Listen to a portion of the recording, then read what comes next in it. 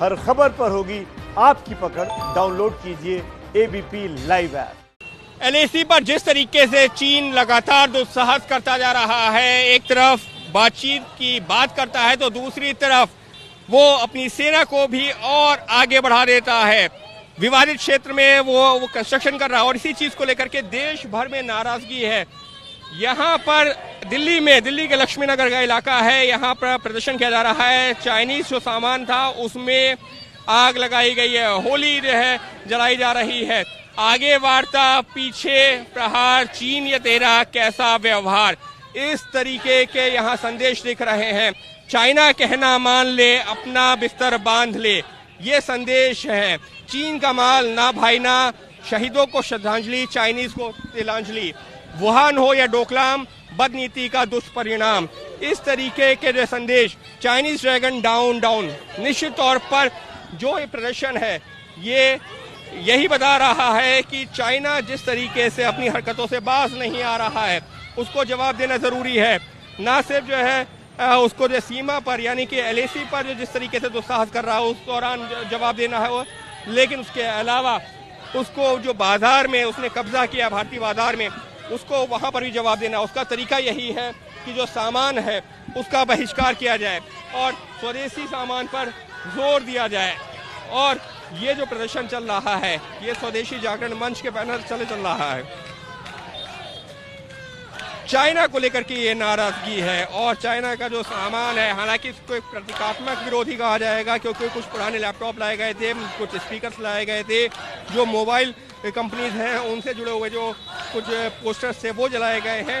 लेकिन एक तरीके से देश में माहौल बनाने की कोशिश है। माहौल यही कि चाइना के सामान का बहिष्कार करो। तो समाज के अलग अलग तबकों से, जो व्यापारी वर्ग हो या फिर अलग अलग जो है इस तरीके से स्वदेशी जागरण मंच जैसी संस्थाएं हो, मकसद यही है जनता के बीच संदेश देने की कि चाइना को सबक सिखाने के लिए ज़रूरी है कि भारतीय बाजार से उसके सामान का बहिष्कार किया जाए, जिससे कि आर्थिक तौर पर भी उसको एक सबक मिले और वो अपनी हरकतों से बाज आए।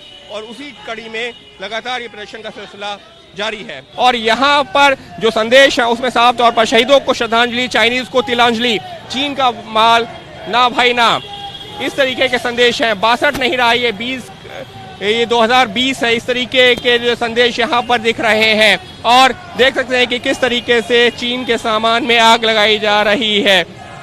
पुराने लैपटॉप्स हैं, उसके अलावा जो है कुछ और ऐसा सामान जो कि जो है चीन से आयात होता है। उसके अलावा कुछ ऐसे जो है ब्रांड के पोस्टर हैं जो कि जो है चीन से जो आयात होते रहे हैं या फिर वहाँ की कंपनीज मैन्युफैक्चर करती हैं। भारत की वीर शहीदों को शत शत नमन, इस तरीके के लगातार यहाँ पर संदेश है। और लगातार जो है ये जो प्रदर्शन किया जा रहा है ये स्वदेशी जागरण मंच के जो बैनर तले किया जा रहा है। दिल्ली प्रांत के जो उसके एक कार्यकर्ता है वो ये प्रदर्शन कर रहे हैं और देख सकते हैं कि ये जो प्रदर्शन चल रहा है ये दिल्ली के लक्ष्मी नगर चौक पर चल रहा है।